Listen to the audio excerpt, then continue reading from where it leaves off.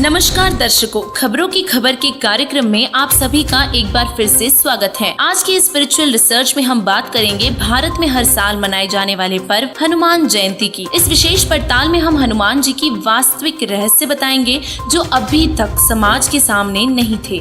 तो चलिए शुरुआत करते हैं। दोस्तों, संकट मोचन के नाम से प्रसिद्ध हनुमान जी को कौन नहीं जानता। पवन पुत्र हनुमान जी श्री रामचंद्र जी के परम भक्त थे। पर आपको ये जानकर अचरज होगा कि हनुमान जी ने अपने मोक्ष के लिए दशरथ पुत्र श्री रामचंद्र जी की पूजा भी त्याग दी थी। जी हाँ, यह सच भक्त समाज के लिए काफी आश्चर्यजनक है। लेकिन क्या आप जानते हैं कि उन्होंने ऐसा क्यों और कब किया? अब तक हम यही जानते हैं कि माता सीता को रावण की कैद से छुड़वाने के लिए हनुमान जी का बहुत बड़ा योगदान रहा है। लेकिन उसके पश्चात क्या हुआ? अयोध्या त्यागने के पश्चात उनका जीवन किस प्रकार का था?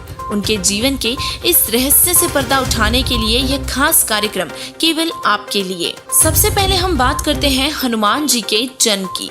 भगवान शिव का अवतार माने जाने वाले श्री हनुमान जी का जन्म माता अंजनी के गर्भ से हुआ। संतान प्राप्ति के लिए जब माता अंजनी मतंग ऋषि द्वारा बताए गए तप को करने लगी, तब से प्रसन्न हुए वायुदेव ने माता अंजनी को आशीर्वाद दिया और वरदान दिया कि तुम्हें अग्नि, सूर्य, सुवर्ण, वेदांगों का मर्मज्ञ और बलशाली पुत्र प्राप्त होगा। कुछ समय पश्चात माता अंजनी के गर्भ से भगवान शिव के अंश श्री हनुमान जी ने जन्म लिया, जो वायुदेव द्वारा दिए गए वरदान से युक्त थे। अब जानते हैं कि राम जी के अंग संग रहने वाले उनके प्रिय भक्त हनुमान जी ने आखिर अयोध्या क्यों त्याग दी थी? दर्शकों, हिंदू समाज में चर्चित रामायण, जिसे पूरा भक्त समाज बखूबी परिचित है, श्री रामचंद्र जी के 14 वर्षों के वनवास के दौरान सीता जी का अपहरण हो गया था और उसी दौरान सीता जी का पता लगाने में श्री हनुमान जी ने मुख्य भूमिका निभाई और रावण की लंका में जाकर माता सीता को खोजा और साथ ही सीता जी को दुखी देख हनुमान जी ने लंका के 9 लखा बाग को भी उजाड़ दिया था और अपनी पूंछ से लंका में आग लगा दी थी। सीता जी को वापस लाने के लिए तथा लंका जाने के लिए समुद्र पर मुनिंद्र ऋषि जी के आशीर्वाद से पुल बनाया गया और लंका की ओर चढ़ाई की गई थी। राम और रावण का युद्ध हुआ और रावण की हार हुई और माता सीता को अयोध्या लाया गया। तो आइए अब जानते हैं कि सीता जी ने क्यों कहे थे भक्त हनुमान जी को अपशब्द। रावण की कैद से छुड़वाने के बाद सीता जी ने राम जी के कहने पर अग्नि परीक्षा दी और सफल होने के बाद राम जी के साथ अयोध्या लौटी। उसके बाद खुश होकर एक दिन माता सीता ने उपहार स्वरूप मोतियों की माला हनुमान जी को भेंट में दी थी। हनुमान जी माला के हर मोती को तोड़ तोड़ कर फेंक रहे थे, क्योंकि उन पर कहीं पर भी राम जी का नाम नहीं लिखा था। सीता जी को उनका ये व्यवहार अच्छा नहीं लगा और सीता जी ने हनुमान जी को बहुत कटु वचन कहे कि तू रहा बंदर का बंदर। यह सब सुनकर हनुमान जी बहुत दुखी हुए और अयोध्या त्याग दी थी। अयोध्या त्यागने के बाद एकांत स्थान पर बैठे हनुमान जी का मन बहुत ही विचलित था। उन्हें संसार में कोई अपना नहीं दिखाई दे रहा था और उसी समय एक ऋषि जी हनुमान जी के पास आए और उनसे राम राम कही। हनुमान जी ने ऋषि जी को देखा और सोच में पड़ गए।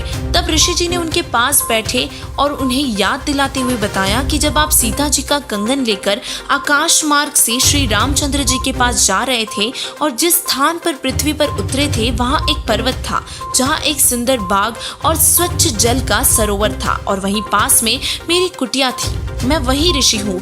तब हनुमान जी को वो दृश्य याद आया। यह हनुमान जी के जीवन का पहला अनसुना वृत्तांत है। जिस समय हनुमान जी सीता जी का कंगन लेकर आकाश मार्ग से जा रहे थे और पृथ्वी पर एक पर्वत पर उतरे थे, वहाँ एक ऋषि जी की कुटिया थी। पास में स्वच्छ जल का सरोवर था और फल फूलों से भरा एक सुंदर बगीचा था।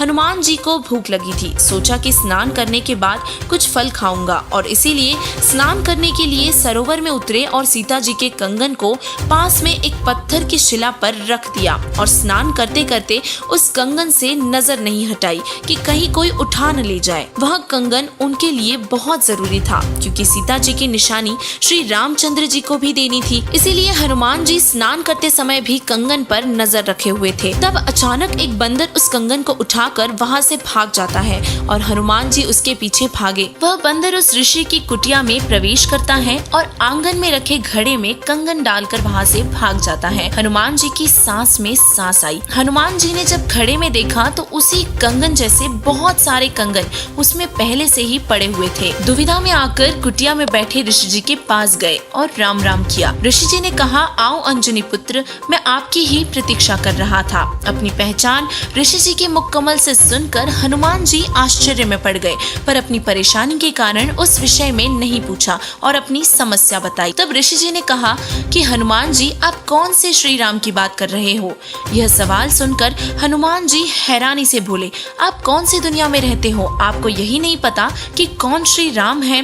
क्या और भी है श्री राम? मैं राजा दशरथ के पुत्र श्री राम जी के विषय में बात कर रहा हूँ। ऋषि जी बोले, मैं भी उसी रामचंद्र की बात कर रहा हूँ। ऐसे दशरथ पुत्र राम करोड़ों उत्पन्न होकर मर चुके हैं और इसी तरह राम को वनवास होता है, सीता का अपहरण होता है और इसी तरह आप जैसे हनुमान सीता जी की खोज करके आते हैं। दर्शकों, अब आपको भी जरूर यही लग रहा होगा कि ये सब झूठ है, लेकिन यही दशा हनुमान जी की भी थी। हनुमान जी को गुस्से में देखकर ऋषि जी ने पूछा कि आप मेरे पास किस लिए आए हो? तब हनुमान जी ने सारी बात दोहराई और अपनी समस्या बताई कि आपके घड़े में बहुत सारे कंगन हैं, मैं पहचान ही नहीं पा रहा हूँ कि मेरे वाला कंगन कौन सा है। ऋषि जी ने कहा, ये सारे कंगन आप जैसे हनुमानों द्वारा ही लाए उन सीताओं के हैं जो कि पहले वाले श्री रामों के साथ महाकष्ट भोग चुकी हैं। आप कोई एक कंगन उठा ले जाइए जो वर्तमान वाली सीता के कंगन से मेल करेगा। तब हनुमान जी ने पूछा कि मान लो कि ये कंगन उन सीताओं के हैं और ऐसे ही श्री राम हुए हैं और ऐसे ही हनुमान यहाँ आए हैं,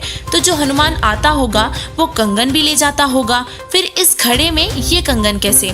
हनुमान जी ने ऋषि जी से कहा कि आप मेरी दुविधा दूर करो। ऋषि जी ने घड़े की खासियत के बारे में बताते हुए कहा कि इसमें जो भी वस्तु डाली जाती है वो एक जैसी दो बन जाती है।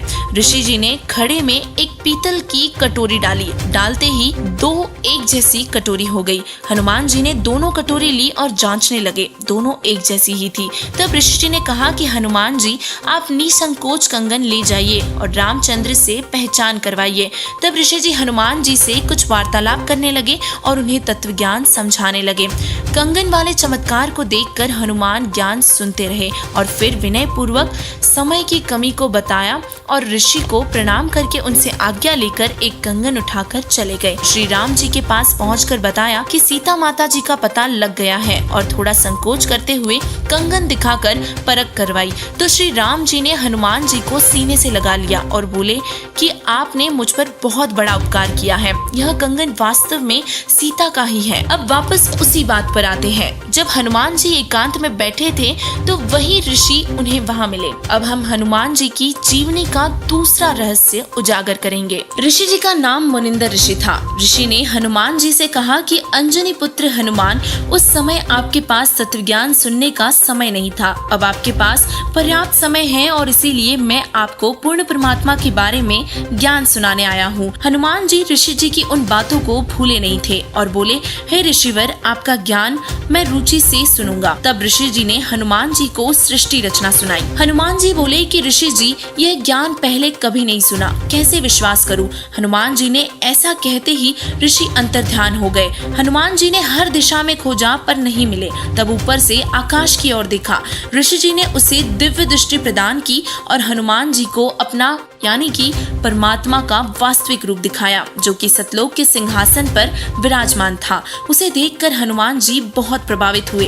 तब ऋषि थोड़ी दूरी पर फिर से प्रकट हुए और हनुमान जी उनके पास गए और उनके चरणों में सतलोक देखने की प्रार्थना की। तब मुनिंदर जी ने उन्हें सतलोक दिखाया और फिर हनुमान जी ने तत्वज्ञान स्वीकार किया और ऋषि जी से उपदेश देने की प्रार्थना की। तब महावीर हनुमान जी ने नाशवान राम की भक्ति त्याग कर अविनाशी राम की की भक्ति की और मोक्ष को प्राप्त किया। ऋषि मुनिंदर जी स्वयं कबीर परमात्मा ही थे। वे अपने प्यारे भक्तों का कल्याण करने के लिए चारों युगों में प्रकट होते हैं। इस प्रकार पवित्र आत्मा परमार्थी स्वभाव हनुमान जी को परमेश्वर कबीर जी ने अपनी शरण में लिया। दोस्तों, श्री हनुमान जी ने अपने जीवन काल में जो भी लीलाएं की थी वह सब निर्धारित थी। श्री हनुमान जी अपने जीवन काल में केवल 3 ही बार उड़ पाए थे और इन तीनों पर पूर्ण परमात्मा कबीर जी ने अपनी शक्ति से हनुमान जी को उड़ाया था। यदि परमात्मा अपनी आत्माओं की सहायता न करते तो घोर अनर्थ हो जाते। वर्तमान समय में भी पूर्ण परमात्मा कबीर साहिब जी इस धरती पर मौजूद है। जी हाँ दोस्तों, आपने सही सुना। जगत गुरु तत्वदर्शी संत रामपाल जी महाराज जी ही कबीर साहिब जी के अवतार हैं, जो स्वयं तत्व ज्ञान के प्रचार के लिए धरती पर अवतरित हुए हैं। ऐसे में इस वीडियो को देखने वाले सभी प्रभु प्रेमी प्राणियों से निवेदन है कि कृपया संत रामपाल जी महाराज जी से नाम दीक्षा लें और अपना कल्याण करवाएं। धन्यवाद।